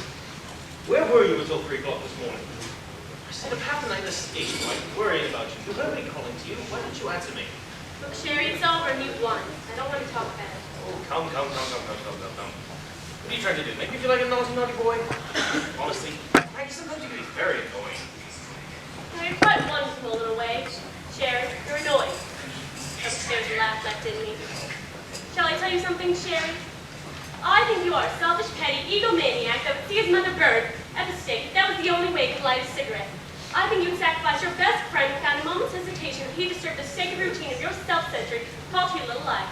I think you are incapable of any human emotion higher up in your stomach, and I was the fool of the world forever thinking I could trust you. Well, as long as I live, I shall never do anyone a good turn again. I won't ask you to apologize, Maggie, because 6 months from now you'll be begging me instead of berating me. In 6 months, Sherry, I expect to be so far away from you that... Hello. Merry Christmas, everybody. Merry Christmas. Hello, Maggie. Hello, Mr. Whiteside. Shake hands with a successful playwright. Maggie, where'd you run away to last night? Where were you? Miss Sheldon thinks the play is wonderful. I read her the play and she thinks it's wonderful. Isn't it wonderful? Yes, that's fine. Isn't it wonderful, Mr. Whiteside? Bert, I think you ought to go home, don't you? What? No. Biggest day of my life. I know I'm a little drunk, but it's a big day. I was over at Billy's Tavern last night, and we thought, didn't know there was daylight till there was daylight. Listen, Maggie, Miss Sheldon thinks the play needs a little fixing. Do it in 3 weeks. She's going to take me to a little place she's got in Lake Placid just for 3 weeks, get her work on the play. Isn't it wonderful? Why don't you say something, Maggie? Listen, I suggest you tell us all about this later. No? I suppose you ought to Oh, go. excuse me. Merry Christmas, everybody. Merry Christmas. God bless us all and Tiny Tim. Yes. Mr. Whiteside, I thought if I came very early. You know what, Doc? I'm going to Lake Placid for 3 weeks. You know the famous actress Lorraine Sheldon? Well, I'm going to Lake Placid with her for 3 weeks. Dr. Bradley, I think Mr. Jefferson would like a little breakfast and some black coffee. Would you take care of it, please? Yes, of course. You know what, Doc? I'm going to buy breakfast for you. The biggest one you ever had. Yes, Jefferson. You know what, Doctor? Let's go climb down a couple of chimneys. I got a friend afraid of Santa Claus. Let's climb down his chimney and scare the heck out of him. Woo! Now, listen here, Maggie. I'm willing to set aside your tawdry outburst and talk about this calmly. I love him so terribly. Oh, why did you do it, Sherry? Why did you do it?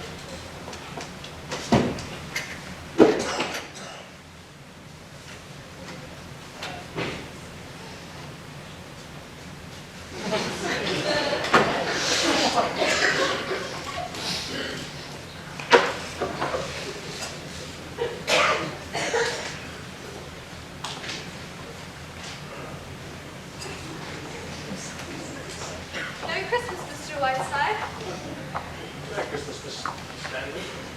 I'm afraid I shouldn't be seen talking to you. Mr. Whiteside, my brother is terribly angry. I'm as simple as asking, do you like my Christmas present? I'm sorry, Miss Stanley. I haven't opened it yet. I haven't opened any of my Christmas presents yet. I was so anxious to.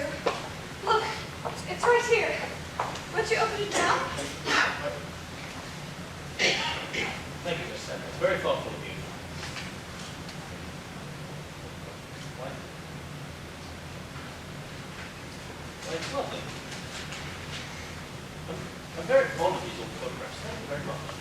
I was 22 when that was taken. That was my favorite dress. Do you really like it? I do indeed. In fact, when I get back to town, I shall send a little present to you. Oh, will you? Thank you, Mr. Whiteside. I shall treasure it. Well, I shall be late for church. Goodbye. Goodbye. Goodbye, Miss Stanley.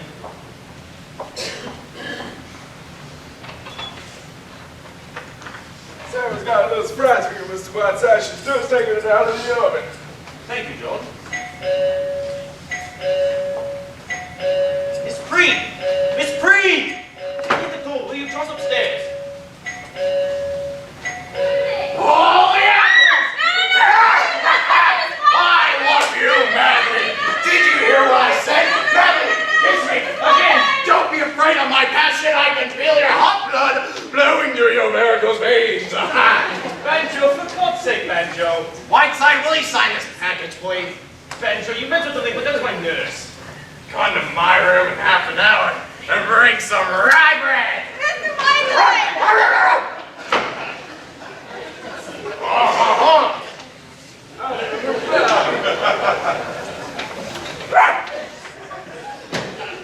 Whiteside, I have come to spend Christmas with you. Give me a kiss. Oh, get away from me, you're a bomb school fugitive. How did you get here anyway? Well, Santa loaned me his reindeer. Whiteside, we finished the picture yesterday. I borrowed a plane from Harry Hughes and flew here in 12 hours. It was amazing.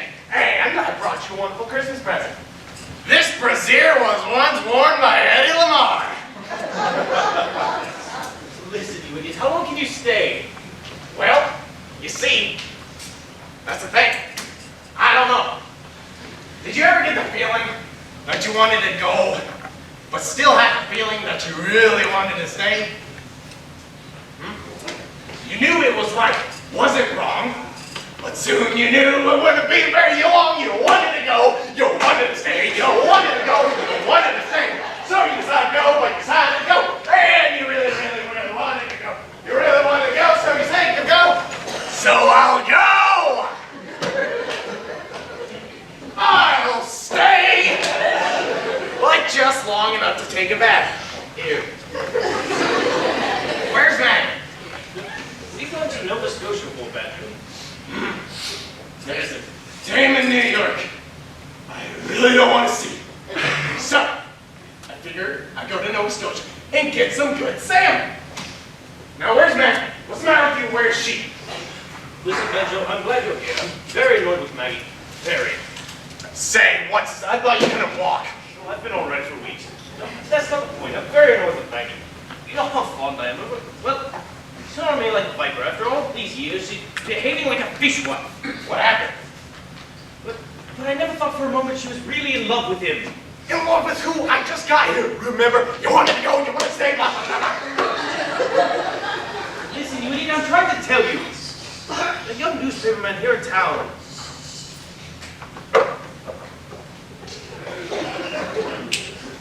Maggie finally fell? Well, what do you know? What's this guy like? What's this guy she like? Well, listen, you idiot. Well, go on. What happened? Well, Lorraine Sheldon happened to come out here to visit me. Old hot pants here. But, anyway, this young man, he wrote a play. Lorraine came out here, you can guess the rest. Maggie's in there now, crying her eyes out. Wait a minute.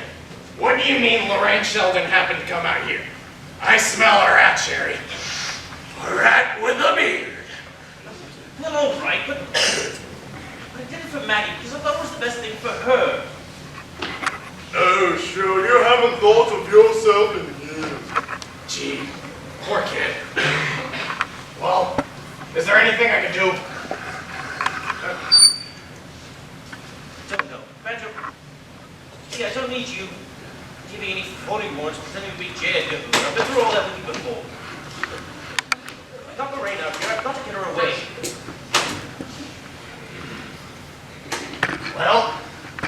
got to be good. Lorraine's no dope. Say, what about this guy over in England that she really likes? Lord Fat, but no, not Fat. Bottomley, that's it, Lord Bottomley. No, We sent a cablegram to Lorraine from Lord Bottomley saying... I catch on, Banjo. Lorraine caught on too, though. Well, try. I told you Lorraine was no dope. So, we've got a tough proposition on your hands. Get out of my chair, you idiot.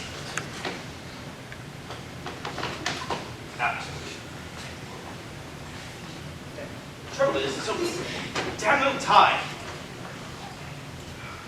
I did this job too well. Damn. There has to be some way out. Stop, huh? The words of one of our greatest lyric poets. You said it. Yeah, gee. Well, I'm hungry. Well, I'll think of something, Sherry, if we have to get Lorraine out here one piece at a time. Merry Christmas, Mr. Whiteside. Excuse me. I've got something for you. But Mr. Whiteside, it was for you. Oh, don't mind him, sir. He's quite mad. We've got done. Mr. Whiteside. Oh, just give him some breakfast, Sarah. He's quite hungry. And just what does this mean? It means, Mr. Whiteside, that I am leaving. My address is on the desk inside. You can send me a check. You realize, of course, Miss Breen, that this is completely unprofessional. I do indeed. I am not only walking out on the case, Mr. Whiteside, I am leaving the nursing profession. All my life, as I was a little girl, I was full of the idea of sewing a second hand. After 1 month with you, Mr. Whiteside, I'm going to go work in a munitions factory. Anything I can do to help eliminate the human race will fill me with the greatest of pleasure. If the word of Nightingale ever nursed you, Mr. Whiteside, she would have married Jack the Ripper instead of not the Red Cross. Good day.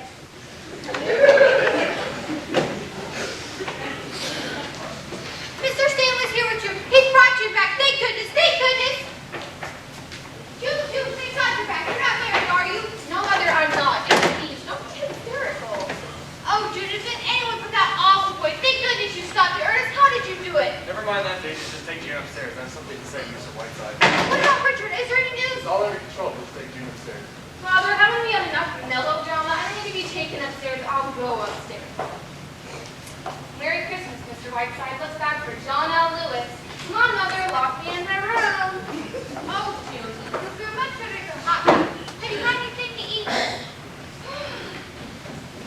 I'm pleased to inform you, sir, that your plans for my daughter seem to have gone a trifle awry. She is not, nor will she ever be married to that labor agitator that you so kindly picked out for her. As for my son, who's been apprehended in Toledo but brought home within the hour, not having your gift for invective, sir, I cannot begin to tell you what I begin to think of your obnoxious interference with my affairs.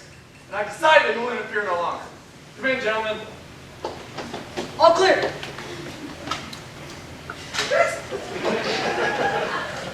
Mr. Whiteside, these men are deputy sheriffs. They have a warrant by which I've been able to put you out of this house, and I need hardly add that will be the greatest moment of my life. Mr. Whiteside, I'm giving you 15 minutes in which to pack up and get out. If you are not gone in that 15 minutes, Mr. Whiteside, these men will forcibly eject you. Thank you, gentlemen. We went outside for this. 15 minutes, Mr. Whiteside. That means bag, baggage, wheelchair, octopus, penguins, and cockroaches.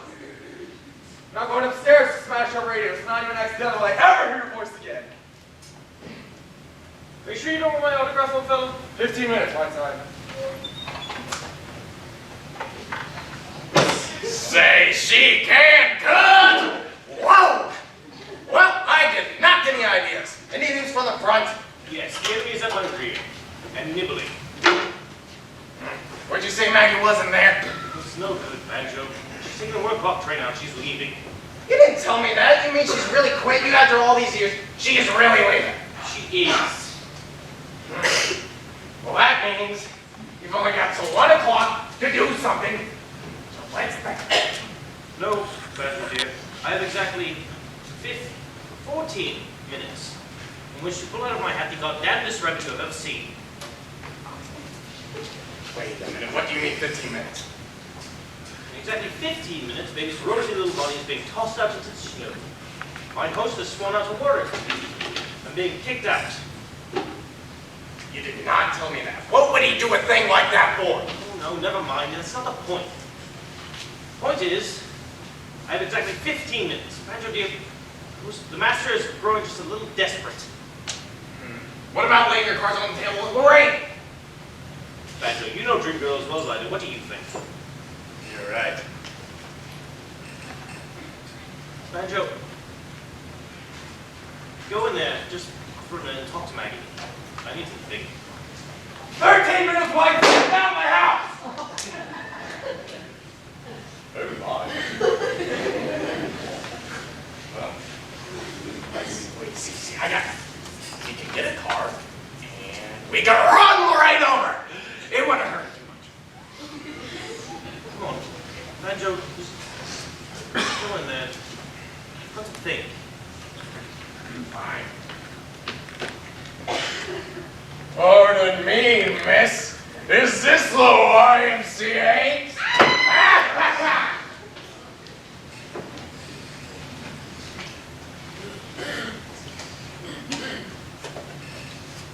Is this your father? No, you idiot.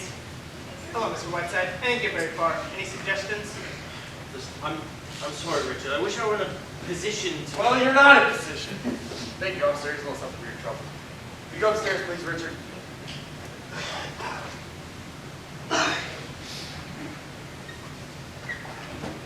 Ten minutes, Whiteside.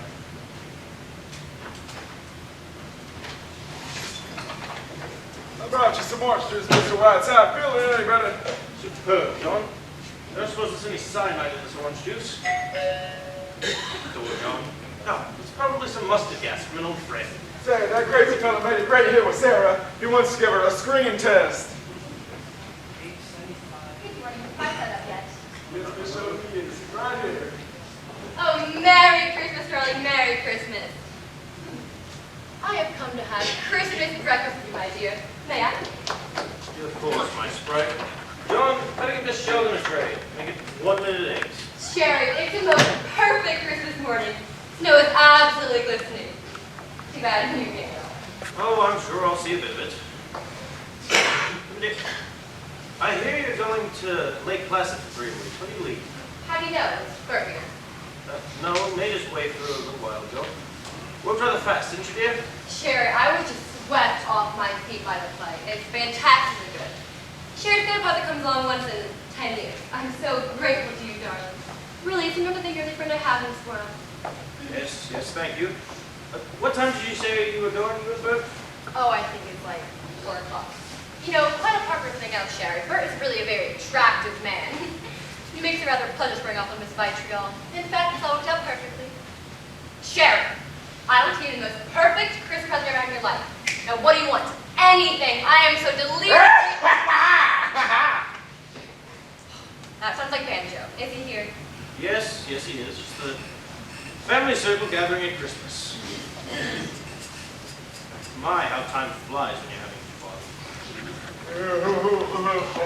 Now,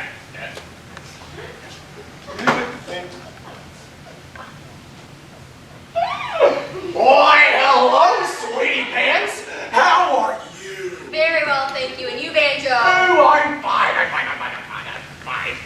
How's the mattress business, Lorraine? Very funny. Too bad, Banjo. They have pictures aren't anything that you are. Oh, you got me there, Mama. Say, anything in the wind, Whiteside?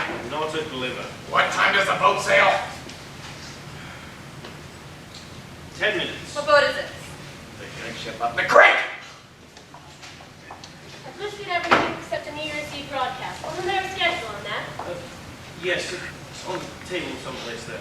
Thank you. Oh, near the Burlington classes. You're up there once, weren't you, Sherry? It's lovely, isn't it? Just snow and a cold, clear night.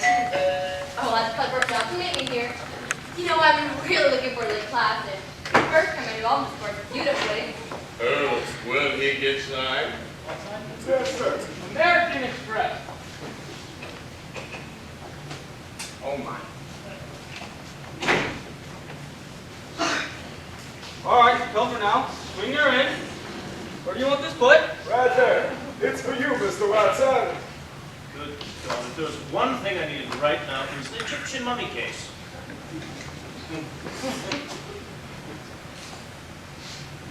Merry Christmas from the Khedive of Egypt. Oh my dear Lord, what did you send him Grant to?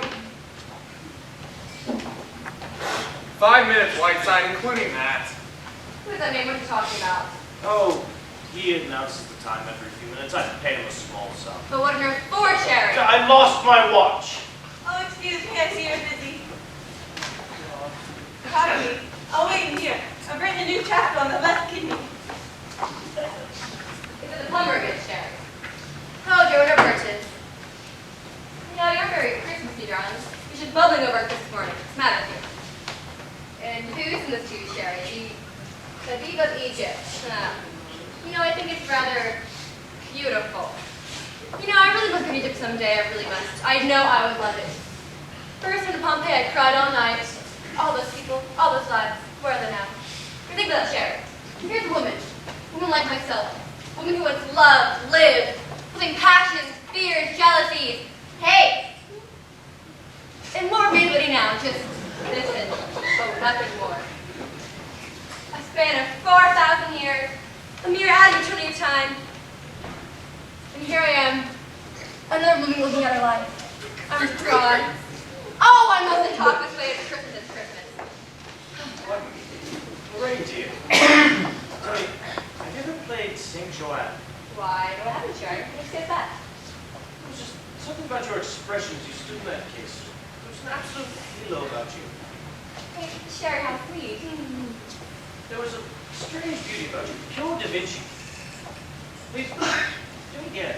Sherry, you're joshing me, aren't you? Lorraine, dear, I would never make light of these things. In that single moment, you approached the epitome of your art. You should not be ashamed of it. You asked me a little while ago what I wanted for a Christmas present. All I want, Lorraine, is the memory of you in that mummy case. Darling, I'm all choked up.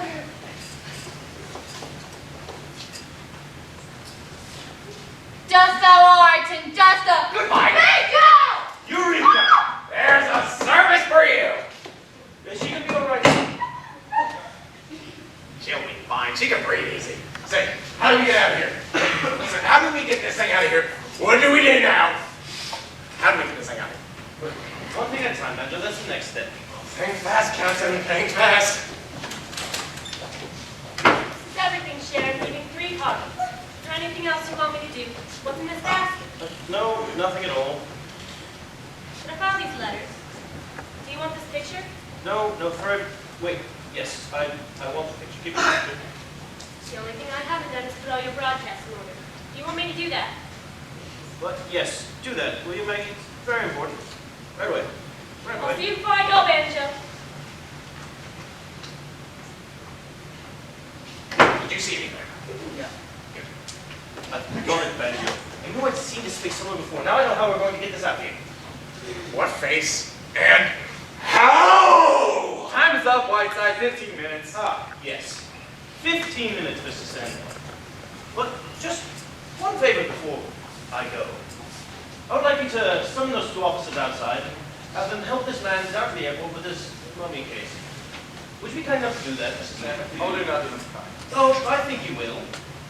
Or shall I inform my radio audience on my next broadcast that your sister, Harriet Stanley, is none other than the famous Harriet Stanley, who murdered her parents 25 years ago with an axe in Gloucester, Massachusetts. Or, well, I suppose you could have the good folk of Miss City repeating that once popular little jingle at your very doorstep. There you go. Harriet Sedley took an axe and gave her mother 40 whacks. And when the job was nicely done, she gave her father 41. Now, please remember, Mrs. Stanley, I too am giving something else. You're doing a hell of a broadcast. You were the damnedest man I've ever met. Here's a lady fighting that out. Come in here, gentlemen. Come right in, officers. Mrs. Stanley would like you to help this man down to the airport with his mummy case. He's sending it to a friend in Nova Scotia. Collect. Isn't that right, Mrs. Stanley? Yes. Banjo, dear, you're wonderful. And I may write a book about you. Don't bother. I cannot read. Maggie, love conquers all. And be careful of that case, boys. It contains an antique. Sherry! Sherry, was that? It was indeed. Maggie, a little Christmas present for you, my dear. Sherry, you're wonderful. Oh, nonsense. Send me a necktie sometime. My hat and coat, Maggie. I'm leaving for New York. Still leaving, Sherry? I'll be right here. Leave it told. Yes, Mr. Whiteside. Well, Mr. Whiteside, what? Say. Don't give him Plattsburg. Plans have changed. Miss Sheldon has gone off on a world cruise. I'm taking your place, Captain Cornet. Miss Hubbard will explain everything. Maggie. Mr. Whiteside, are you very busy? Yes. Very busy, Doctor. But if you should ever happen to be in New York, try and find me. Goodbye. I love you very much, my dear. Sherry, you're wonderful. Jefferson, you'll never know the trouble you've caused. Mr. Stanley, I would like to hear, in the very near future, that your young girl has been allowed to marry her young man, and that your son has been allowed to follow his own bent. Or else. Merry Christmas, everybody. Merry Christmas, Mr. Whiteside. Maggie, what in the world is going on? I didn't even need to walk. Don't worry about it, Bert. You're too young to know. Just don't ask questions. Ernest, you'll have to talk to Richard. He's being very difficult. Doctor! Oh dear. Oh, my Sherry, my poor Sherry! Oh my God. Bring back. Oh no! Oh, Sherry! Give me that. Give me that.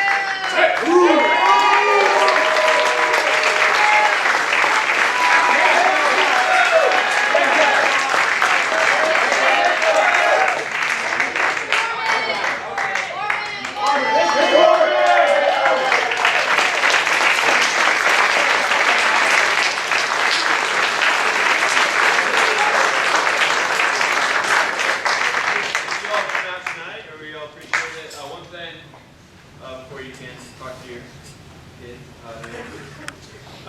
This is kind of a transition year for us with Plattsburg Theater. We had a lot of people graduate last year. And real quick, I think it's probably easier actually. Step back if you've been in a play before. Stay up front if you've not been in a play before. I want to kind of show that, yeah, if you've never been in a play before, I think it's 20. I think 20 people have never been in a play before until this year.